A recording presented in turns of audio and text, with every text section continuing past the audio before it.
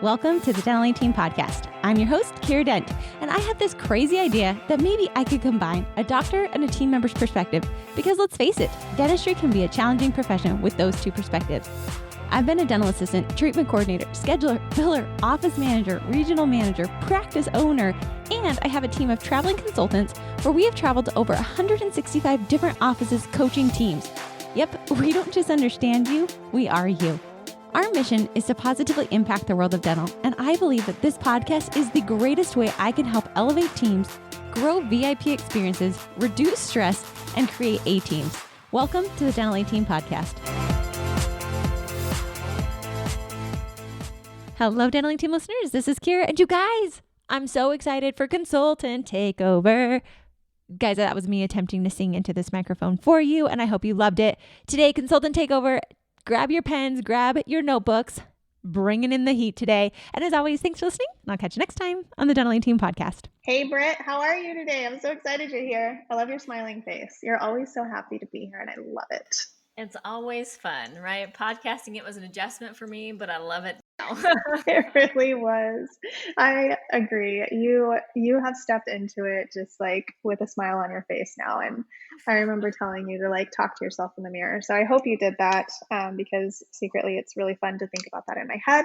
And I'm just so happy you're here today. So thank you. I have an idea. We've been on like a hygiene kick because, you know, you're one of my favorite hygienists of all time. And I thought it would be fun to talk about some adjunct hygiene procedures, but specifically, I want to just review a little bit about laser.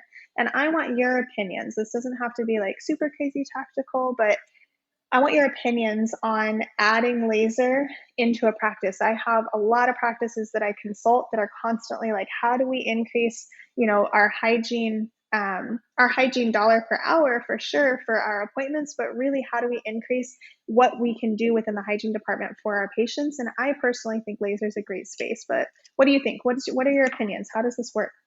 I'm a laser fan for the results that I get with laser and for that like adjunct procedure, right? I'm always going to add things that I know are going to be beneficial for my patients. And this is going to age me a little bit. When did I learn to use laser? Because Arizona, we could use it. I think it was all the way back in like 2007 when I started using it. So, awesome. I love it. Had some good experience with it for quite a while, and I love the results that I got from it. So for those states that hygienists are allowed to incorporate laser, I think it's a huge benefit adding that into your periodontal therapy to help manage the bacteria load and get really good results. And of course, charge for what you do, right? Like what you do has value. So make sure you are charging for it, and it can definitely help to increase that revenue for hygiene as well. For sure. I love that.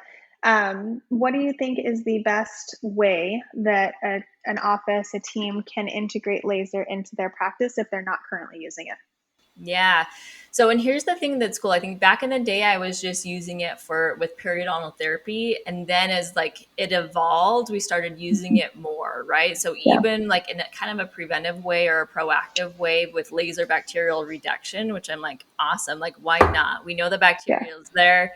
It helps with periodontal therapy. I can see the results. Why not use it for the inflammation that we see on pretty much almost everybody that sits down in our chair? So, So ain't that the truth?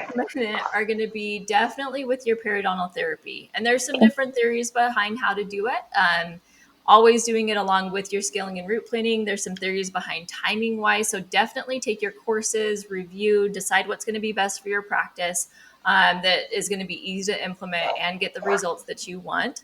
But definitely with periodontal therapy. And then with patients as like an adjunct procedure, if there's inflammation, you better believe it's going to help to go in and reduce that bacteria with a laser. So like offer it up just like I do fluoride, that it's an addition to their cleaning that's available.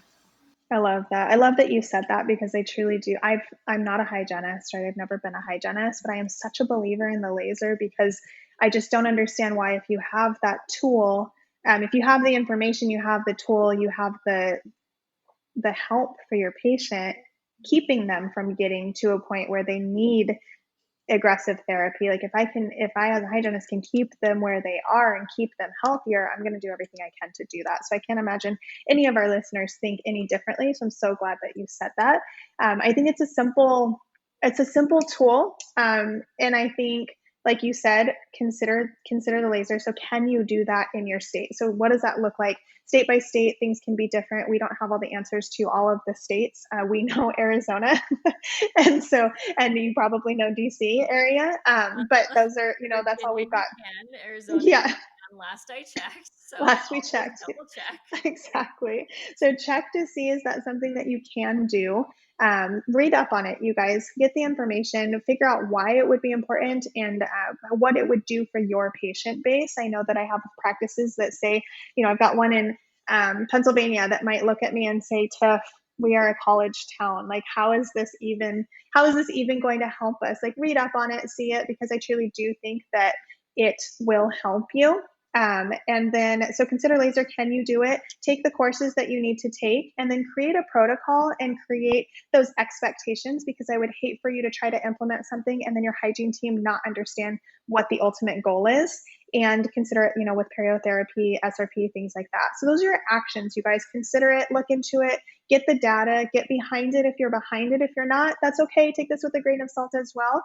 But get behind it, see what you can do, take the courses that you need to, and make sure that you never, ever, ever implement anything without a protocol and some good expectations for whatever team will be using it. So, Britt, is there anything you feel like I missed there in our action items? No, I think those are the big pieces. So. Check it out. I'm a believer. Do the research, make sure you're behind it. Don't be afraid to try it out and check out new things that can help your patients. Awesome. I love it. I love it. Thank you guys for being here. As always, we look forward to hearing from you. You can leave us a 5-star review below with information if you loved it, if you hated it, if you like the information that you gathered later, and reach out to us at hello@thedentalateam.com for anything else. Thanks, guys. And that wraps it up for another episode of the Dental A Team podcast. Thank you so much for listening, and we'll talk to you next time.